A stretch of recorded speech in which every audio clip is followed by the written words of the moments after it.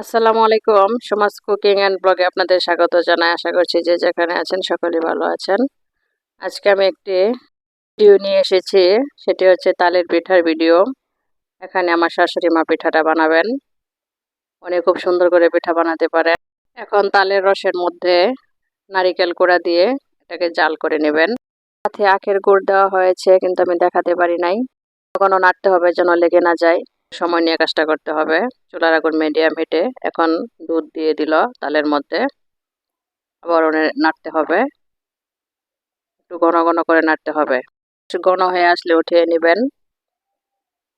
এখানে চালের গুঁড়া দিয়ে পিঠা বানানোর জন্য প্রস্তুতি নেওয়া হচ্ছে। চালের গুঁড়া দিয়ে দিল পরিমাণ মতো করে, সবগুলো একসাথে হাত দিয়ে কষলিয়ে মিশিয়ে নিচ্ছেন। একটু সময় নিয়ে ভালোভাবে হাত দিয়ে মাখতে হবে।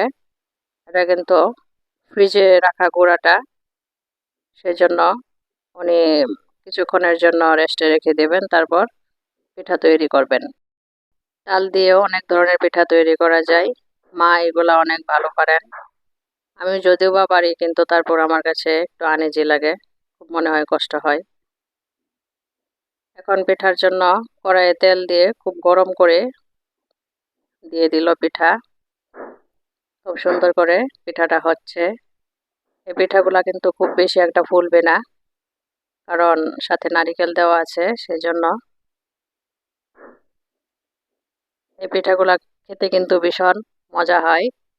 গরম গরম খেলে তো কথাই নেই। একটা পিঠা প্রায় হয়ে এসেছে। এরকম ভাবে অনেকগুলা পিঠা উনি তৈরি করে নিয়েছেন। দেখতে কিন্তু ভীষণ সুন্দর লাগছে, খেতে অনেক মজা হয়েছিল। সবাই ভালো থাকবেন।